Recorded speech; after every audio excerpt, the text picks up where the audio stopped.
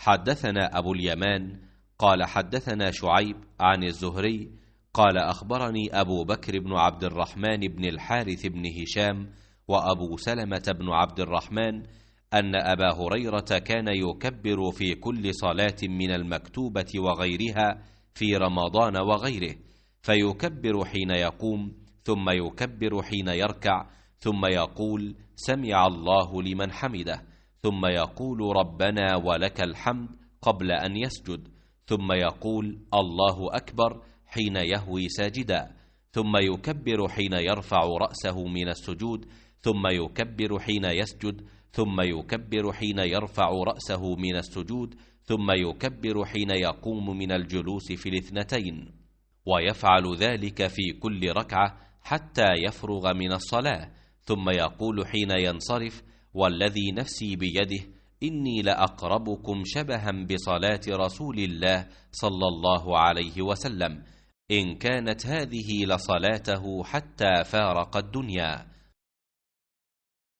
شعیب نے خبر دی، انہوں نے ظاہری سے، انہوں نے کہا کہ مجھ کو ابو بکر بن عبد الرحمن بن حارث بن حشام اور ابو سلمہ بن عبد الرحمن نے خبر دی کہ حضرت ابو ہریرہ رضی اللہ تعالی عنہ تمام نمازوں میں تکبیر کہا کرتے تھے، خواہ فرض ہوں یا نہ ہوں، رمضان کا مہینہ ہو یا کوئی اور مہینہ۔ چنانچہ جب آپ نماز کے لیے کھڑے ہوتے تو تکبیر کہتے، رکوع میں جاتے تو تکبیر کہتے، پھر سمع اللہ لمن حمدہ کہتے، اور اس کے بعد ربنا ولک الحمد سجدے سے پہلے، پھر جب سجدے کے لیے جھکتے تو اللہ اکبر کہتے، پھر سجدے سے سر اٹھاتے تو اللہ اکبر کہتے، پھر دوسرا سجدہ کرتے وقت اللہ اکبر کہتے، اسی طرح سجدے سے سر اٹھاتے تو اللہ اکبر کہتے۔ وہ رکعات کے بعد قاعدہ اولیٰ کرنے کے بعد جب کھڑے ہوتے تب بھی تکبیر کہتے،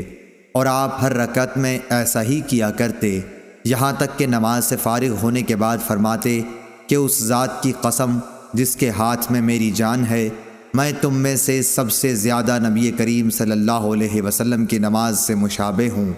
اور آپ اسی طرح نماز پڑھتے رہے یہاں تک کہ آپ صلی اللہ علیہ وسلم دنیا سے تشریف لے گئے۔ صحیح بخاری حدیث نمبر 803۔